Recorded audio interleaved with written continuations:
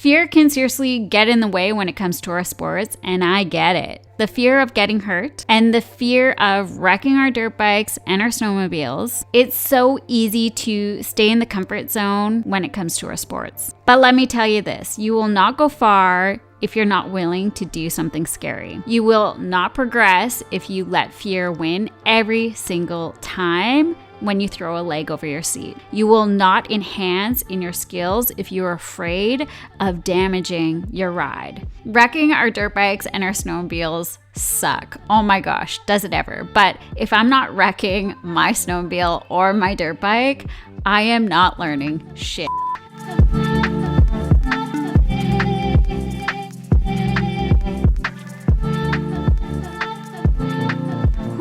This is a controversial topic. Oh my gosh, I'm sure there's a few of you listening in being like, yeah, no, I don't damage anything and I'm still learning something, which it can happen. But for me, it doesn't. I'm not learning. And I think it's when we put ourselves in those situations that we're actually learning how to do the damn thing. So, hey, hi, and hello. I'm Angelisa, your host for Braap Babe's Throttle Talk. And today we are talking about fear and getting out of our comfort zones when it comes to our sports. And we're going to talk about how we can put ourselves in situations that feel scary, but we then take the time to learn how to get over our fears as safely as possible. I'm just going to say it. I probably wreck my dirt bike and my snowmobile more times than most people. But I also push myself so much harder than I ever have in all of my sports, in all of my career as an athlete. The amount of sends, the amount of damaged fenders, fork seals, crank seals, pipes, along with injuries such as rotator cuffs, wrists, broken ribs, knees, and fingers. It's because I tap into that beast mode of I am so sick of not knowing what to do when I put myself in those situations, doing the damn thing with my rides. Now, I want to preface this by saying, don't be reckless. This isn't the point of the podcast. Don't be reckless and just go for it and throw your dirt bikes into the bush or throw your snowmobiles into the trees. No. It's about learning the skills needed to do what it is you want to learn. But you need to accept the fact that your dirt bike or your sled is going to drop and it might get damaged. It might happen once or it might happen a lot of times. But you need to put yourself in situations that are new so that we can learn how to push forward, push those fears in order to get better with our sports. So accept the fact that your sled might crash into a tree if you're learning new skills in a steeper and gnarlier terrain. That's the only way you're going to learn.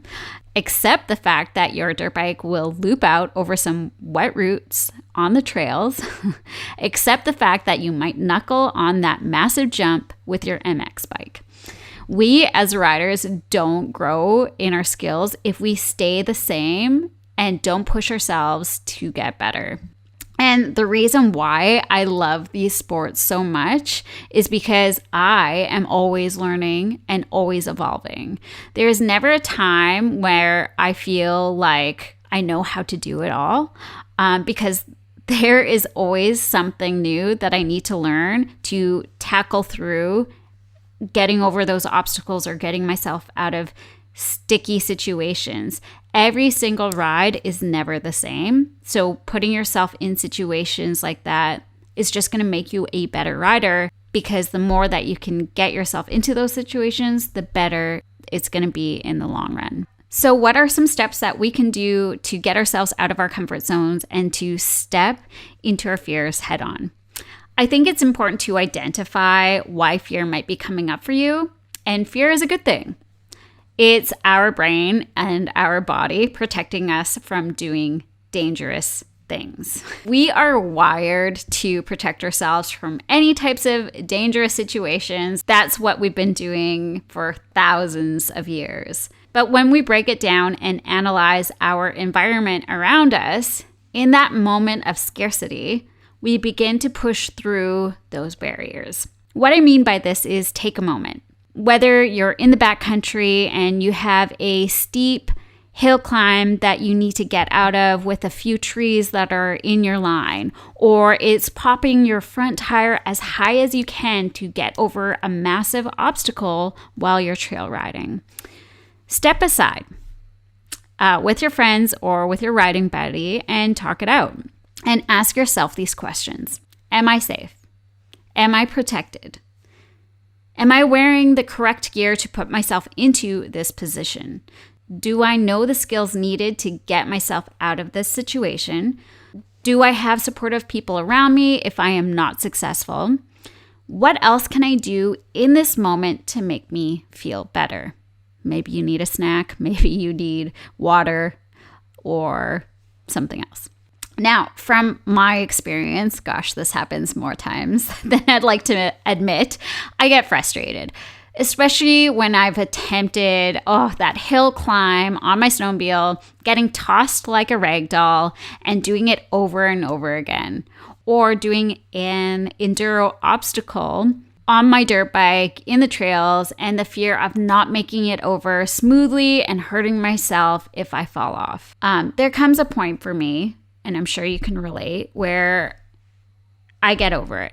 I'm so over it. You're so over it. You don't want to keep doing the same thing. You don't want to fall anymore. You just want to make it up and over. And this is where I take my moment and I pull myself to the side and I ask myself those exact questions. Am I safe?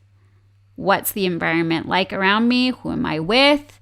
And when I'm able to step aside and just take a moment to regather my thoughts, that beast mode flips on because I just want to get out and over whatever the obstacle is and get out of there as safely as possible.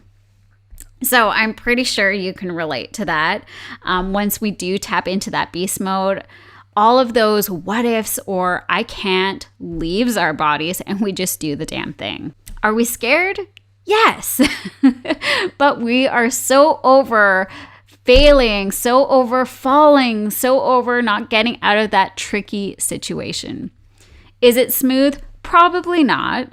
But once we get out of that obstacle or that spicy terrain, our confidence will skyrocket and we've witnessed pushing through something scary and it's proof to ourselves that we can do hard things. It's those learned experiences that will help us gain the confidence to get out of our comfort zones little bits at a time.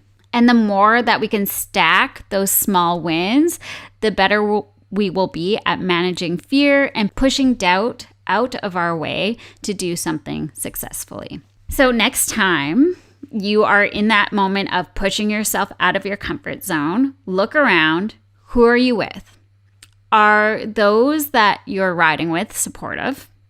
Will they help you if you don't get out of or over that obstacle? And honestly, this is going to make or break that situation. If you do not have a supportive riding crew and they leave you in your dust and don't help you get out, then of course you're going to have more of that built up fear the next time you go out.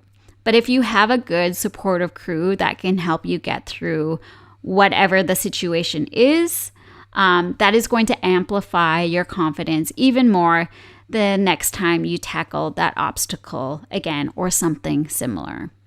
Another tip that I do all the time, and I learned this from my brother Anthony when he used to compete in wakeboarding, and he learned this actually from his sports psychologist at the time. So it's a breathing technique. I use this technique when I would compete with snowboarding, and I implement this every time I'm about to do something so out of my comfort zone, something so scary on my dirt bike or my snowmobile, and it's breathing. So you breathe in through your nose for 7 seconds and you count. So let's do this together. So we go breathe in. So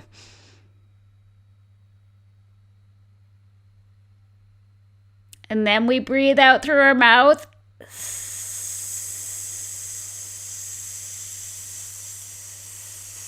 for 7 seconds. And the trick is you put your teeth together and you put your tongue as close to the roof as you can, and you squeeze the air through the tongue and the teeth out of your mouth. And you do that for 7 seconds. So they say to not do it too many times because it can get you into a natural state of being high or something like that. Oh my gosh, you might have to Google that. But it is supposed to really relax and calm your nerves. And this is a technique that, like I said, my brother used to do when he would compete for wakeboarding, and something that I would do when I was competing for snowboarding. And it just brought me back to that moment and being more relaxed, and I'm not shaking, I'm not nervous. And I mean, you're still scared doing the thing, but you're just more in a calm state. So yes, do that a few times, but don't do it too much when you are about to tackle that obstacle.